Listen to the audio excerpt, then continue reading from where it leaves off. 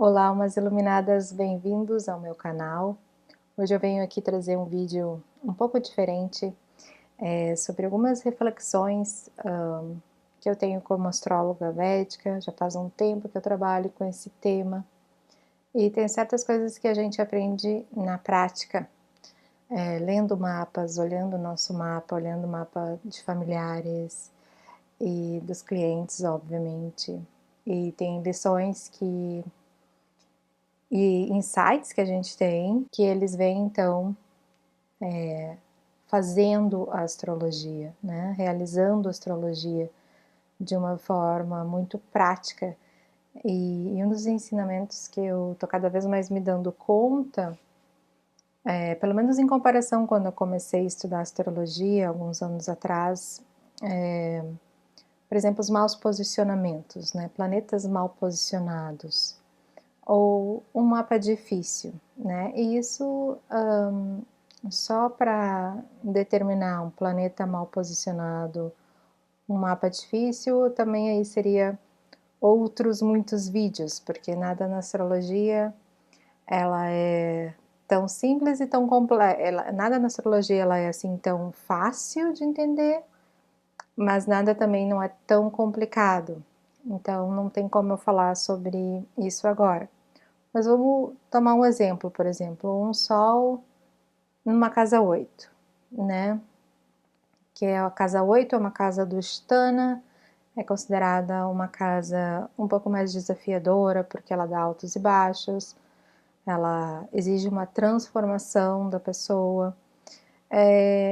E então, geralmente, quando você vai ler a definição de um sol na casa 8, você vê que a pessoa prefere ficar nos bastidores, por exemplo, né? A pessoa prefere se esconder ou ficar atrás, né? É como se a pessoa tivesse um pouco de medo ou de receio de se expor. Isso é teoricamente considerado, e também pode também trazer problemas com o pai, ou figuras de autoridade, sem olhar o resto do mapa, óbvio, né? Então a gente não pode concluir isso só por causa do sol, a gente precisa olhar todo o mapa. Mas é algo básico que você vai achar um sol na casa 8. Problema com o pai, problema com a autoridade, problemas com autoestima, e essa questão de preferir ficar na retaguarda, né? O que pode atrapalhar a carreira, por exemplo. Então, ou um mapa muito difícil também, né? O que é um mapa difícil? Assim, para resumir, então, eu acho que é o ascendente mais complicadinho, o regente do ascendente mais complicadinho, a lua mais complicadinha e o sol mais complicadinho. Quando a gente tem esses 4 elementos mais enredados, a gente pode concluir que é um mapa mais difícil, bem resumido. Mas, então, o que eu percebo muito, assim, é que às vezes quando a gente vê isso, a gente fica com medo, fica com receio de olhar isso no nosso próprio mapa ou no mapa de um familiar, né? Mas quanto mais eu estudo, mais eu percebo que essa influência a gente já conhece ela já está ali no nosso mapa, né? Na nossa vida, né? O que o mapa faz é simplesmente trazer luz para esse posicionamento, trazer luz para essas dificuldades, trazer luz para esse rolo, vamos dizer assim, que a gente tem na nossa vida. A astrologia ela ajuda a gente a identificar certas sombras, né? Ou certas verdades que às vezes a gente não quer ver, ou que às vezes a gente, porque é muito doloroso, ou porque a gente não quer encarar, né? Eu estou estudando muito, né, com o Dr. Robert Svoboda, e ele fala muito de ter esse encontro com a realidade, né, que é uma das coisas mais importantes que a gente precisa para evoluir e se desenvolver, é ter um encontro com a realidade, com a verdade, né, que é as coisas como elas são, né. E aí isso a gente entra muito também na questão da ilusão, que a gente se ilude muito em, em áreas da nossa vida, com nós mesmos, com os outros, né? E isso é normal nesse planeta, nessa Terra. A gente tem Maia, a gente tem véus de Maia. Então, quanto mais conectado a gente está com a verdade, mais óbvio é esse posicionamento difícil que a gente tem no mapa. Porque a gente já sabe, né? Se você então está muito focada no seu autoconhecimento, no seu desenvolvimento, se você olha para dentro, né? Realmente olha para dentro, para os seus traumas, sua infância, não tem muito como a gente fugir disso, né? Muita coisa está registrada na infância, que conforme o meu professor Sanjep sempre fala, a infância já é um reflexo das nossas vidas passadas, né? Então, então a gente não precisa ter medo desses posicionamentos, né? Então, voltando para esse sol na casa 8, o que eu quero dizer assim, é por que essa pessoa tem medo de se expor, né? Quanto mais terapia você fizer, mais autoconhecimento, mais olhar para sua infância, você vai entender por que você tem isso, né?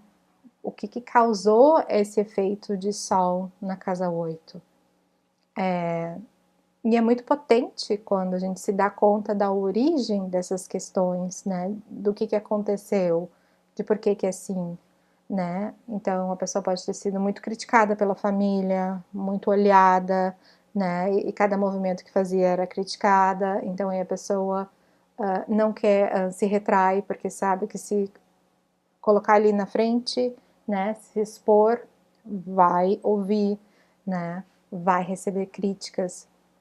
Então, em vez da gente ter medo dessas revelações, da gente usar elas como oportunidade, o sol bateu aqui agora, da gente, eu vou fechar aqui a cortina. Então, como eu estava falando, da gente usar como oportunidades para a gente curar isso. Então, aí esse sol, ele serviu a sua missão, esse posicionamento foi importante, mas foi superado, né? Eu acredito muito na nossa capacidade de superação, de transformação,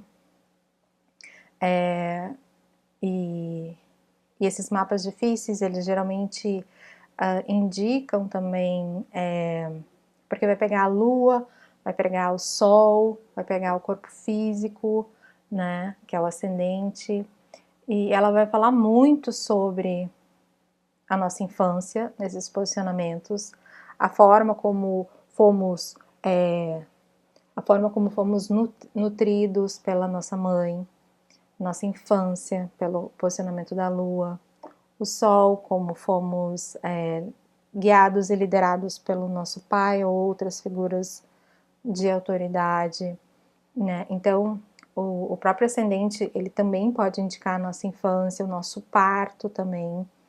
Então, todos esses trabalhos de olhar para trás, de olhar para o parto, de olhar para a gestação, de olhar para a nossa ancestralidade, para os nossos traumas ancestrais, né, de por que os nossos pais foram assim com a gente, que isso a gente vê, inclusive no posicionamento do Sol e da Lua, mas não só nisso, de por que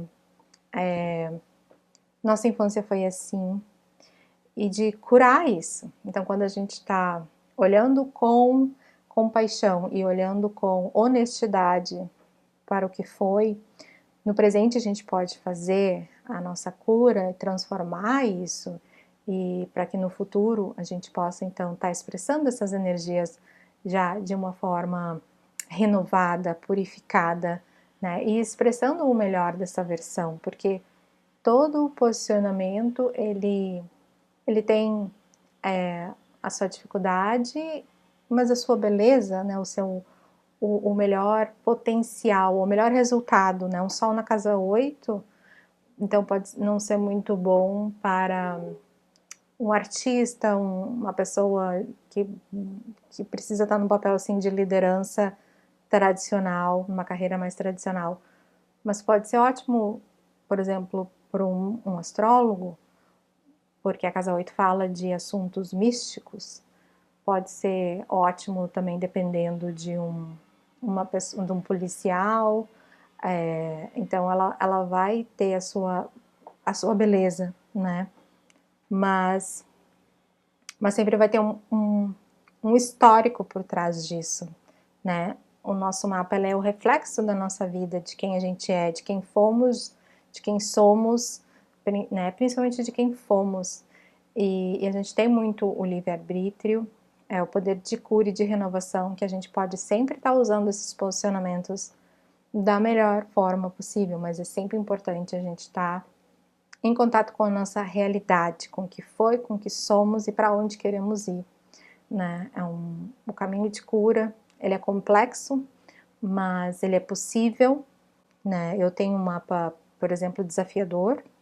Então, eu comecei a fazer terapia com 7 anos de idade, para vocês terem uma ideia. Então, é um trabalho longo, mas quanto mais a gente olhar para por que a gente agiu assim, por que a gente era assim, por que as coisas eram assim, o entendimento da nossa verdade, da nossa realidade, mais aptos a gente está para usar a melhor versão dos nossos posicionamentos e para a gente não ter tanto medo de encarar esses posicionamentos taxados como ruins, ou não tão bons, ou não tão glamurosos. Eles estão aí por uma razão, eles têm uma origem, faz parte de você, e eu queria deixar então o recado, é o que você vai fazer com isso para poder tornar esse posicionamento mais leve e usar a melhor versão dele. E da gente sair um pouco do medo e focar mais na nossa ação, na nossa capacidade de agir e de curar. E sair desse local de assustado, porque eu acho que a astrologia às vezes ela muito traz um pouco de medo. E é algo que eu gostaria de abordar mais sobre isso aqui nos vídeos. Bom, gente, é isso, minhas reflexões por hoje. Luz e paz para todos. Namastê.